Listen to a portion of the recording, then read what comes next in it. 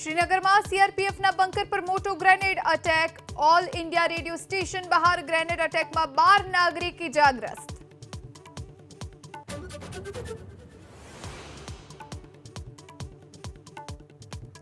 આણંદમાં Bhalej bus stand પાસે ભાજપના સિમ્બોલવાળી કાર ચાલકના સીન સપાટા. એસટી બસ રિવર્સ લેવા ચાલક સામે ભાજપના યુવા નેતાની દાદાગીરી.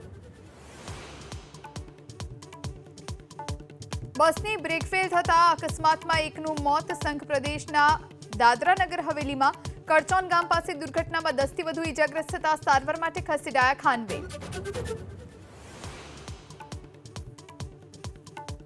અમદાવાદના ધંધુકાની પેટા કેનાલના રિપેરિંગ કામમાં ભ્રષ્ટાચાર થયાનો આરોપ. તો દંતાલીથી વડસર વચ્ચેની ધોળકા શાખા નહેરમાં ગાબડા અને ગંદકીનું સામ્રાજ્ય.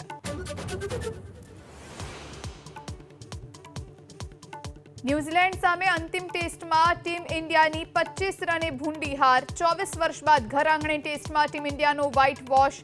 એજાઝ પટેલે ઝડપી 11 વિકેટ.